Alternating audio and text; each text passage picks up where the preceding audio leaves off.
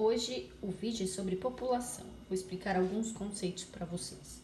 Então nós temos aqui 36 feijõezinhos, como se fosse 36 alunos dentro da sala de aula, tá? Então ela está aqui um espaço determinado, certo? Como se fosse a população de um dado lugar. Então toda vez que a gente fala de população, nós estamos falando de indivíduos que vão habitar um espaço, tá? Então esses 36 feijõezinhos estão aqui neste país, que a gente pode chamar do que a gente quiser e que vai ser o país A. Quando a gente fala do país A em relação à sua população, a gente vai dizer de população total, o número total de habitantes, nesse caso 36. Mas a gente também pode considerar a população relativa, ou seja, é aquela que vai ser a população total dividido pela área do lugar.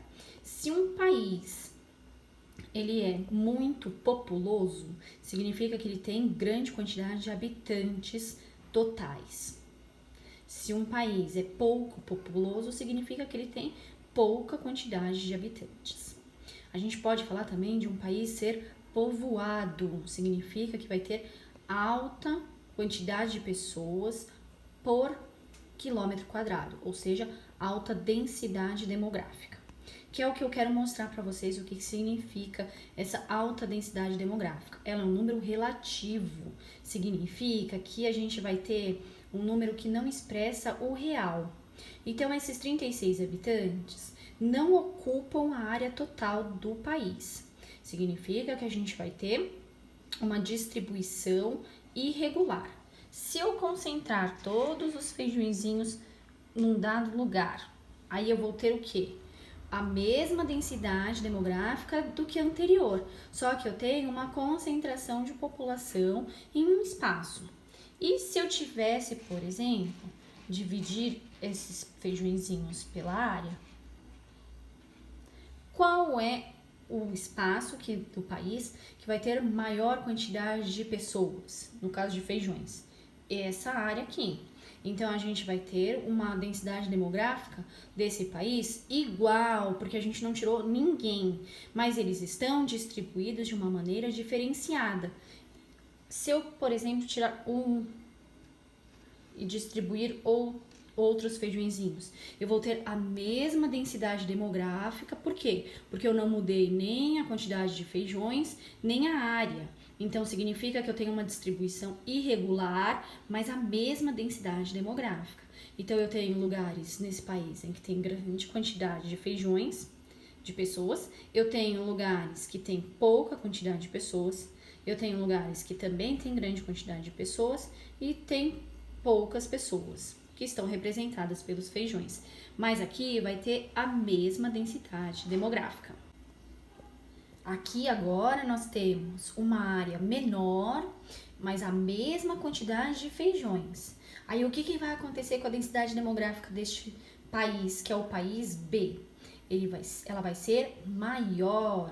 Por que a densidade demográfica vai ser maior? Porque a área é menor. Então, mesmo que a gente tenha a mesma quantidade de pessoas, a gente vai ter uma área menor. Parece que eles estão mais juntinhos. Então, a densidade demográfica deste país B vai ser maior.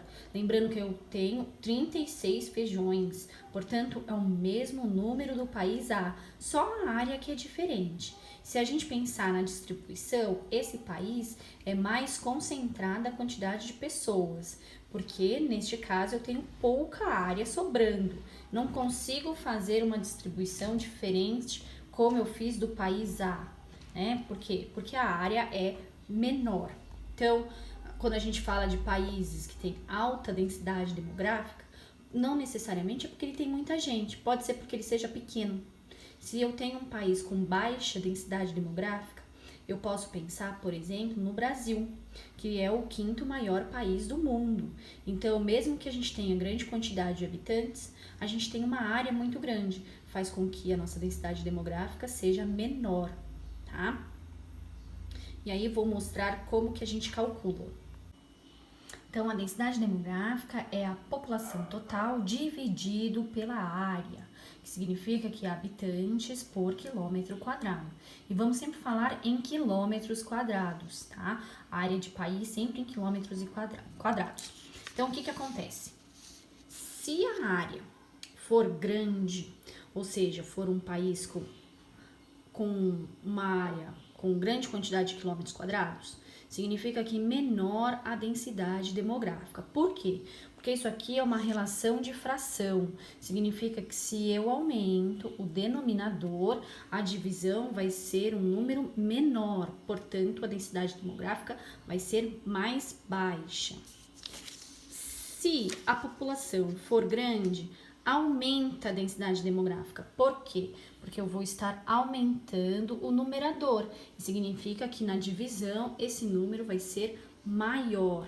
Então, a densidade demográfica é uma relação de fração. Vocês vão precisar lembrar de matemática, tá? E aí, o exercício que vocês vão fazer vai estar relacionado com isso, certo? Isso é conceitos básicos de população. Nós vamos ver outros em outros vídeos.